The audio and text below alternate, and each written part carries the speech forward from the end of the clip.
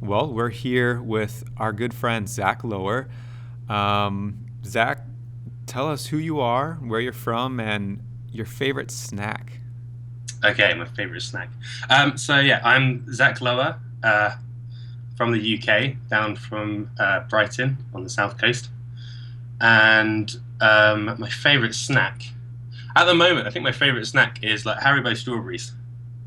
My mum just went to like this wholesale kind of sweet store and bought three like, kilos of Haribo strawberries, and I've been tucking into them. So, What are some of the events that led you to where you are today? so kind of how I got into filmmaking, I guess. Is what, yeah. Yes. So that all started because through skateboard and BMX actually. So just, like filming my friends doing cool stuff. So like originally it was just borrowing like we've always had like a family camera just for filming like baptisms and birthdays and stuff like that. Sure. So I just like take the camera and kind of film around with my friends.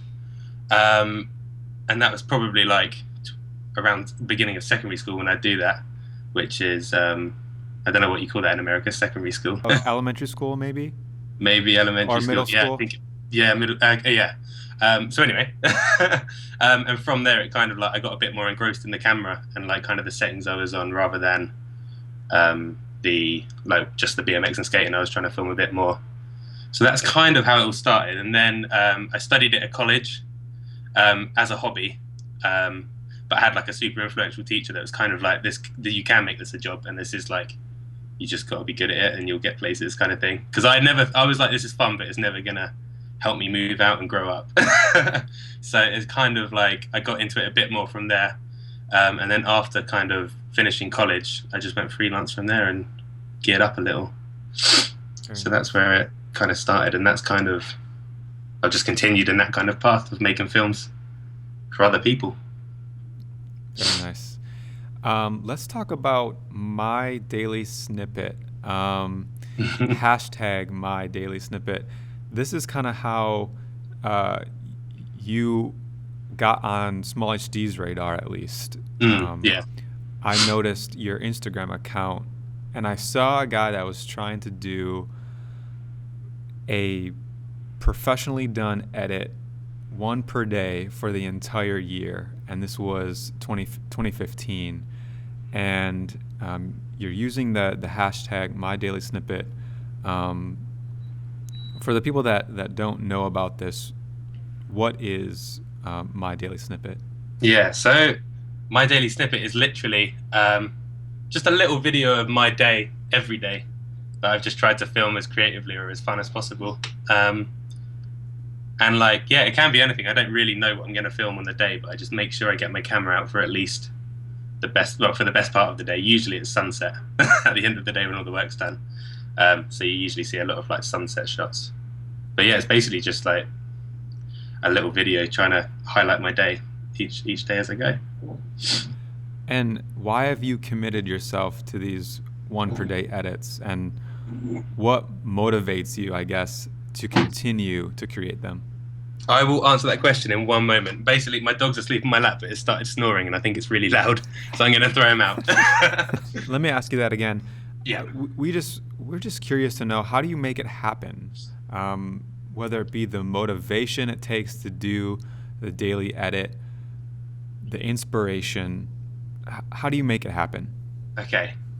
Well, the reason that I wanted to make these videos is because I felt like I had a lot of ideas that I really like. I was waiting for a certain project to come up to try these like either specific angles or techniques, and basically I was like, why don't I just make a short one of these? Because Instagram was only 15 seconds when I started, and I thought maybe I could make a 15-second version of just that kind of angle or that kind of technique I want to do, and upload it. And the more I upload, the more obviously I'll practice it. So that's kind of like where the inspiration for it was. And then the motivation was just because it just got so fun and so many people engaged with it and like interacted. And all my friends wanted to be a part of it. So obviously we all get to hang out every day, which is really great. That's kind of why I keep doing it, just because it gives me something fun to look forward to every day in terms of social activities or like pretty things to experience. Does the 15-second time limit make it easier or harder, in your opinion, for the edit? Um, so actually, Instagram recently extended it to 60 seconds. So that's given me some scope. But I think the 15 seconds I did really enjoy. It helped me like throw away the footage that wasn't really important. Like, I wasn't. It taught me not to be too precious about shots and be more like focused on what fits together better. So I really enjoyed having 15 seconds. And sometimes it was tough, like to make the videos loop well, or to kind of like have them finish on the right kind of like have them just kind of have the nice pacing throughout. But I think it was actually slightly. It was definitely harder, but it was like it did push me to make everything a bit more like snappy and a bit more just fun to watch. So that's a good thing, definitely. Have you carried the 15-second time limit through 2016, or have you had longer? I've made a couple of longer videos. I've only made one full minute video, I think. I've made a couple of like 30 or 25-second because I don't want to bore people too much. But no, I've definitely gone over 15 seconds, quite a few of the videos now. Now, do you have a favorite that you've done this year? I think I possibly do, and it might be. I can find the number actually if you want, but it was a video I done of my friend dancing, doing like some ballet on like a sandy beach at sunset, which is actually, now I think about it, quite cliche and classic, but it was really fun to film, and we were all just running around the beach having a nice time filming, and then had a little fire after and sat down with it, so it was really fun. I think that's my favorite actually, and that was quite recently because it was good weather. Okay. Would you say that's your favorite all time, or do you have a favorite all time? Okay. Sorry, dogs come back in. I'd say it's potentially my favorite of all time. Yeah, there are some others that like are my favorite for different reasons. Either I accomplished something that I'd never done before, or I'd like reached a particular person that I wanted it to reach. Obviously, like with Small HD, it was great that you guys kind of noticed it and stuff. But I guess that's probably my favorite one. I'll try and find the number. The bonfire one, was that the one that you were doing some behind the scenes stuff that got picked up by Death to Stock Photography?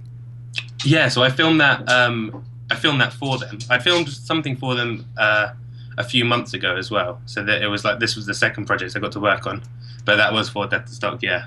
Do you think your daily edits contribute to being found by companies like Death to Stock? Yeah, 100%. It's just like, I don't know, it's just like a rolling portfolio, so I'm constantly updating it much better than I can with my website. And I definitely feel like the kind of the jobs that have like come to me have been through my Instagram quite a lot actually. It's definitely built in that way of kind of recruiting work for myself. And hopefully it continues to do so. It's good. And also the people that kind of like find my work, they generally then approach me with more kind of creative jobs than I was getting beforehand. So it's quite like I'm moving in the direction I want because people are kind of seeing my style and being like, oh, that suits our vision or our kind of what we want. So I'm getting a lot more jobs that are kind of based around what I can do. So then I don't have to make anything too corporate, basically, which is great. But yeah, no, definitely Instagram, like the videos are just helping me get work and just like raising awareness of what I do to, like, it's not necessarily I'm reaching new people, but just everyone that already knows me knows what I do. Mm-hmm. So in that way, it's kind of good. Like I'm getting a lot of just like friendly referrals to other companies who are then taking me on and stuff, which is great. What filmmaking skills are you seeking to refine lately? Okay, so that's definitely my storytelling. And I think especially because I like spent so long just making 15-second videos, well, in my personal videos at least, it's quite hard to tell a story in 15 seconds. It's kind of like it carries a theme and like an emotion perhaps, but not like a proper narrative. So I think that's what I want to start focusing on, like building a narrative and kind of a proper start and an end. And yeah, hopefully I'll get better at that. Do you have a favorite camera setup right now? Yeah, 100%. My favorite setup. I kind of don't feel like that motivated to film without it, but it's my Sony A7S on my DJI Ronin, and then obviously my Small HD 702 is my favorite monitor of choice now. I've kind of grown to love it. and you have the 702 Bright, so the 1000 nit 702. Yeah, and you really notice it. I think that's why it's been hard to kind of go back to my 501, even though the size of my 501 is perhaps slightly better. It fits on the Ronin a little better. It's just like I feel so much more. Well, actually, yeah, confident. I feel so much more confident shooting with the 702 just because everything I can see and I like know how the image is looking. So I've kind of taken that for every job since I got it. Now. Yeah, with them both being 1080p, really comes down to real estate. I think having that larger display is nicer, but you're adding the weight, obviously. Yeah, But one thing that the 501 and the 702 both share is Page Builder, which is our OS. yeah, This idea of a menu system that works with you and not against you. I wondered yeah, if you could speak to maybe how you have set up your pages a yeah, little bit. sure. So I generally have about 3 pages that I scroll between. One of them is like it's kind of like my scientific page, so it's like making sure the camera's exposed like completely as it should be. But so that's like according to the histograms and like peaking and zebra and all that. And then kind of, but I find that obviously quite distracting when I'm shooting. So then once it's all nice and exposed, I switch over to just a nice kind of like full screen with the LUT applied, and then I've got obviously a selection of LUTs that I've exported for myself on page 2. So then I kind of like can just enjoy the image and make sure everything looks nice and sharp.